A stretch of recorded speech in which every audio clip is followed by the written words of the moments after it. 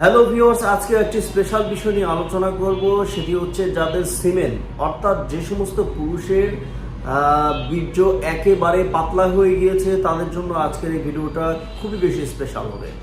বন্ধুরা, লজ্জা নয়, জানতে হবে এবং এ থেকে পরিত্রাণ পেতে হবে।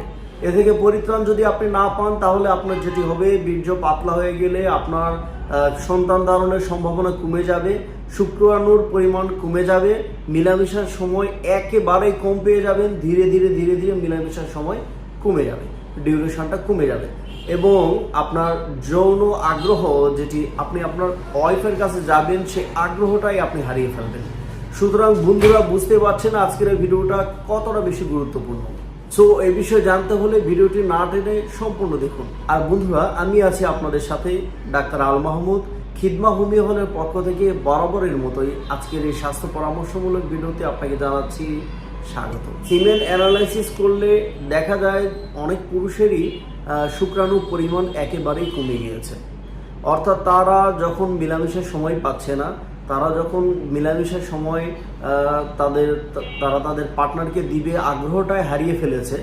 এই মুহূর্তে এই সমস্ত রোগীদেরকে যদি আমরা অ্যাডভাইস করি যে আপনি সিমেন অ্যানালাইসিস টেস্ট করে নিয়ে আসেন বা টেস্টোস্টেরন হরমোন লেভেল টেস্ট করে নিয়ে আসেন। অনেক সময় টেস্টোস্টেরন হরমোন লেভেল ঠিক থাকলেও অধিকাংশ সময় লক্ষ্য করা যায় যে সিমেন অ্যানালাইসিস টেস্টে তারা তার পারফর্মটা খারাপ করেছে। সিমেন অ্যানালাইসিস টেস্ট করলে দেখা যায় যে তাদের শুক্রাণু পরিমাণ অনেক কম।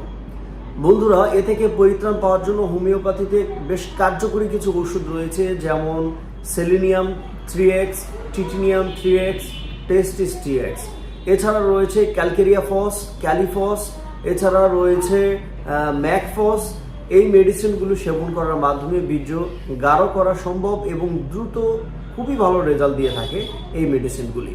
এছাড়া রয়েছে ডামিয়ানা অশ্বগন্ধা মাদার টিনচার, তাছাড়া রয়েছে Agnus cast mother tincture, acid phos 30 সাথে অ্যাসিড ফস মাদার টিনচার মেডিসিনটিও আপনি সেবন করতে পারেন।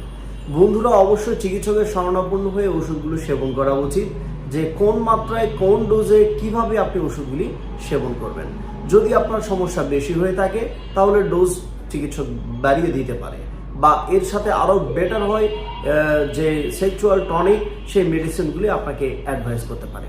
আপনি হতাশ হবেন না। আপনার যদি এই সমস্যা হয়ে থাকে, বীর্য যদি পাতলা হয়ে থাকে, আপনি বিবাহিতই হন আর অবিবাহিতই হন না কেন, আপনার এই ডোজগুলি করা উচিত। এবং প্রতিটা পুরুষের 1 বছরের মধ্যে অন্তত 2 মাস বা 1 মাসের জন্য হলেও এই ডোজটা করা উচিত। আর এই ডোজ যদি কোনো পুরুষ করে বছরে একবার 1 মাস যদি কোনো পুরুষ খায়, মাঝে মাঝে যদি খায়, তাহলে এই পুরুষ কখনো বৃদ্ধ হবে না। অর্থাৎ তার বয়স বৃদ্ধ হলেও তার যৌবনের কখনো বৃদ্ধর ছাপ দেখা যাবে না।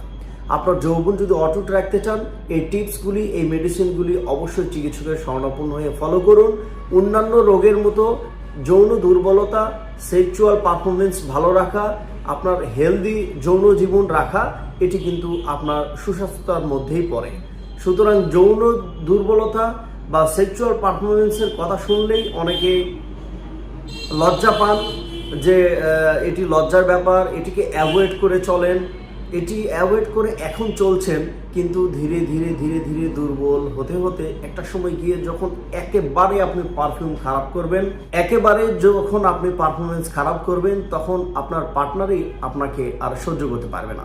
সো আপনি সুস্থ থাকতে চাইলে অবশ্যই এই বিষয়ে সতর্ক থাকুন। আপনি ভালো থাকুন, সুস্থ থাকুন। আপনি কোন বিষয় নিয়ে জানতে চাচ্ছেন আমাদেরকে কমেন্টস করে জানান। পরবর্তীতে সেই বিষয় নিয়ে আমরা কথা বলার চেষ্টা করব ইনশাআল্লাহ। আর হ্যাঁ, যে সমস্ত রোগীরা দূরে অবস্থান করছেন তাদের সুবিধার্থে কুরিয়ার সার্ভিসের মাধ্যমে আমরা সারা বাংলাদেশে সব জায়গায় এবং দেশের বাইরেও ওষুধ পাঠিয়ে থাকি। আপনি ভালো থাকুন, সুস্থ থাকুন। আল্লাহ হাফিজ।